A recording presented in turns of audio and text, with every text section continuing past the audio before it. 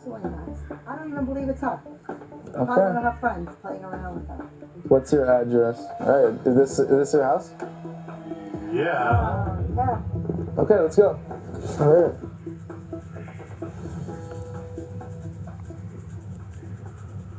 There are children Yo, here, come out. phone sexing on their smartphones. There are children meeting big men on the smartphone. Here's another example. For those on Mellow FM, I wish you could see the video. Let's see someone. They're driving up to meet the child, but the child does not know that her parents are in the vehicle, in the back seat.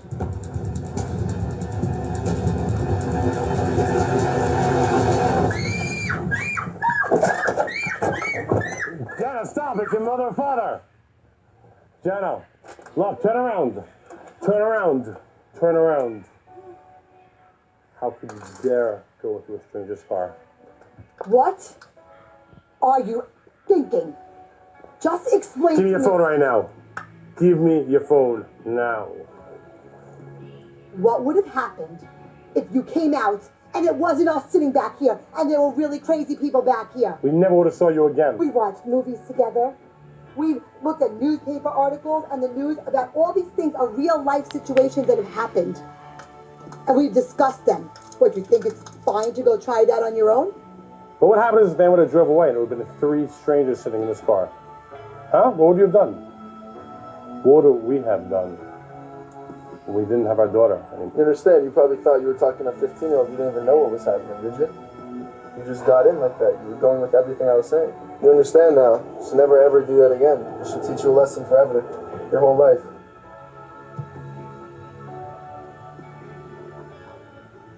Sometimes there are big men talking to your children on the smartphone. The children have no idea of the age group of the voice they're talking to. What a fascinating revelation. Children all over the world subjected to predators. What do you make, parents, of those graphic situations where there was staging of a big man chatting up your daughter on the phone and agreeing to meet, but the parents agreed to hide in the back seat? It is most revealing. We want your responses. And you know, Natalie, we asked earlier, how aware are our children to the dangers of meeting strangers? And Peter Gay Carradis says, sometimes, Uncle Barry, it's not strangers making the children, it's not strangers taking the children, so they will go with them. Wow. Cardella Willery says, because parents are not checking up on their children, and all of what's going on the smartphone, they never give their parents need to be serious with children. They see these types on the phone and they don't say anything. Wow. Randy Minot says, most kids don't really know about kidnappings. Showing them videos of kids being in the actual situation, as you're doing now, Barry G, could help. And hey, for primary school kids, parents should put put the what on the app? Parents should connect with the app on the children's phone and see what's going on. Shelley Roberts Campbell says, it's very frightening, Uncle Barry. And you know what? Parents will tell the children one thing, and behind the parents' back, they do opposite, because some of them are so naive. Lord help them. Let's take another one before we have a surprise guest in studio. Marjorie Denton says, it is really sad and frightening. And no matter how you try to educate these children, some of them are just not getting it. I give you a final one from Barbara Case. Uncle Barry, I interact with children, and some of them just don't care. No matter what you say to them, they blatantly tell you to leave them alone. especially the teenagers. With those graphic situations on the video, oh yes, parents, wake up. You have a situation where your children have been caught chatting up to big men, sex on the phone sex, and the smartphones making dates. So we decided to send cows, as I mentioned before, to the streets of Montego Bay. And there is a police order. The police may apprehend anyone caught in possession and distribution of child pornography. Let's do it. The police have been instructed recently to take a zero-tolerance approach to the prosecution of crimes related to the production, possession, or distribution of child pornography. I'm Kels, and on our Mellow TV's Vox Pop today, our question is, in light of the government's order that police officers apprehend anyone caught in relation to the production, possession, or distribution of child pornography, what are your thoughts? Them not supposed to have it on their phone, you know. Nobody knows if somebody have it, they're not supposed to send it around on nobody else's phone. You, the person who received the video, and the police finds you with these videos. Anybody send those things on my phone, I always delete it. Well, me not really, me not know, me not know what to say, you know, me not know what to say. You delete the videos and pictures when you get. And not even that, any type of outlaw video them send on my phone, me delete it. Some of them me don't want to see them. You understand? Me don't want to see them, so me not really show it around, send it around. Me not send it around. Yeah. Definitely, you know, yeah, a person have to be accountable for them material that them have around them still, isn't it? So if something like that reach your phone, you delete it same time or something, you understand me? So if they are caught with it, I guess they should be charged though. You see? They should be charged. Even if none of them produce it, they could be charged. I don't know if they should be charged, but they could be charged. What? Okay. Well, it would be a bit like over the you know, if they would charge somebody for that if they didn't produce it. But why keep something like that in your phone? You understand me? They have to give account for that. So if there's some law that can give them a little, you know, tap on the shoulder, so be it, because you shouldn't be in possession of nothing like that. You know what I mean? Whether you produce it or not. Whether you produce it or not. You understand me? Something like reach your phone. Would you keep that in your phone? Delete it instantly, man. Yeah, man. So that's true, because they not grow and they send it to everybody's phone to then spread it. But sometimes you must in it. Well, 50%, 25%. You have to see with him, because I tell everybody get that, they get the video, they must spread it worldwide. So. You are in agreement with the law right now? Yeah. Yeah. Because right now, what they go and they make it bad for every taxi man. That taxi man run and some boss over there start pack up with goods right now. Make it bad. You stop run taxi? No. No, stop. They might lick up about the till, me tear the till, but I can't do nothing else to the bus, because factory till, the rest of the class them.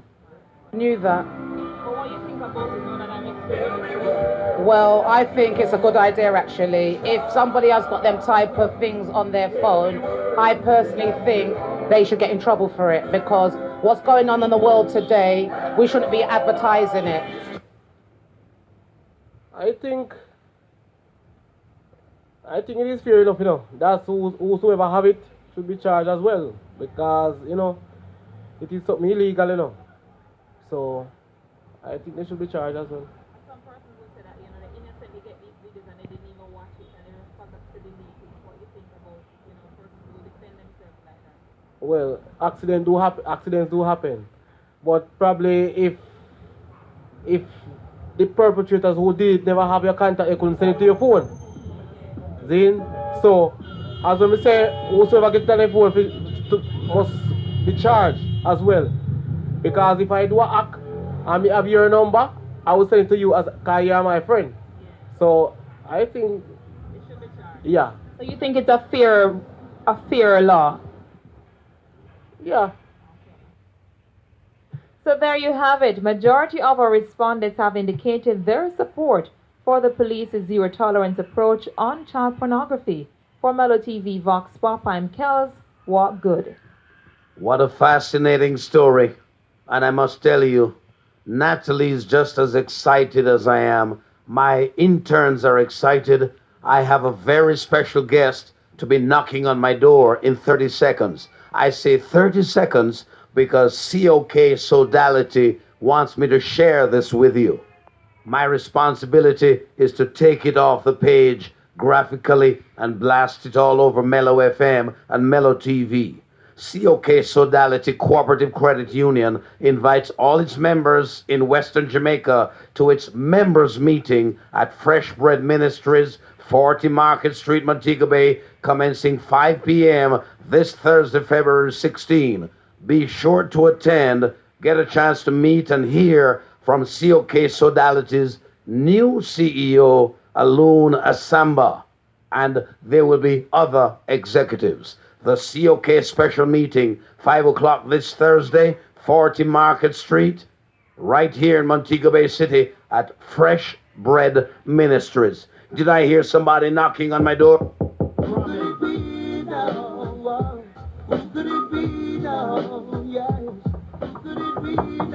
Who's banging on the door?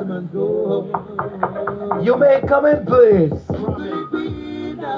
You're banging on my door. How are you? Wow. Yes. Jamaica. Jamaica, Jamaica. Here's a most fascinating story. My interns are spellbound. This girl is from Africa. No, not from Africa. I'm Jamaican. So hold on. Jamaica isn't connected to Africa. I mean, yes. Yeah, that's kidding. So let's get it right. Your last name is Stevenson. Uh-huh. I am curious how many pronunciations you've had for your first name. Oh, God. So many, but it's First one, Shakwanza. hold on. Spell your first name. Chanza.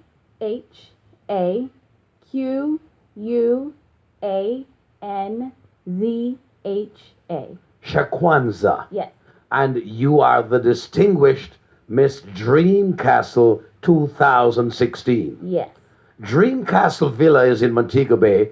This is an awesome foundation that does so many charity things for Jamaica. And when you were on the Barry G show at the radio outside broadcast, you were sharing with us some of the good things the foundation does. Do you remember, for example? Absolutely. I just came back from Kingston, so I apologize for the way that I look. But basically, we were just there with some of the recipients of the scholarships. And they... Stop right there. So, the Dreamcastle Villa hands out scholarships every year. Yes. Wow. Do I also hear that books are sent to Jamaica for children? Yep, I actually brought some back from Bridgeport, Connecticut. So I'll be distributing those on Friday when the kids come over to the villa to see me. I flew to New York City to be the master of ceremonies at a Miss Dreamcastle Villa. Yes. You are the winner. I am the winner. What I want you to do is describe, Lady Stevenson, describe that contest, how many girls were involved, and here's the weirdest question. Why were you chosen the winner? Oh boy. All right, so there wasn't a big group. There was about 7 ladies and myself. It was my very first pageant. And I don't know why I was chosen. I think it was more so because I had my African attire, I had my hair up, so my presence made a big difference. But also the way that I was dressed for my nonprofit, Dope Inc. So I represent kids that like to go to school, that want to go to school, but can't really afford to go to school. That's why this pageant meant a lot to me. But also traveling now with the crown and crowning young queens so that they know. What I'm impressed with is that Gwen made sure that the girls who enter her contest are deep and way beyond beauty, as in a beauty contest. So how did you find your experience among all the girls in that contest where you were crowned? Oh boy, there was a lot of beautiful ladies there. Some have done pageants before. Myself, I haven't, but it was just confidence, you know. I went with one thing in my mind. I knew what I came for, and I knew I wanted to win, and I did win, so nothing else mattered. Wow. Share with us, having won the Miss Dream Castle, yes? I'm getting nosy here. Shh. What were some of your prizes? Some of my prizes. A week here. I'm in Montego Bay. I'm staying at the Dream Castle. So Villa. hold on. You get to stay for a week in Montego Bay A whole week before going back to New York? before I go back. Wow. Continue. Some of the other stuff you won. Floor seats. I saw Beyonce and back in October. Yep. A dress from Dimash Couture, so a signature dress. So many other things. Some spa treatments. I took me and my other friend gift card to go to some restaurants. So many things I can't even remember. I was Stop spoiled. right there. You saw Beyonce. Yes, I did.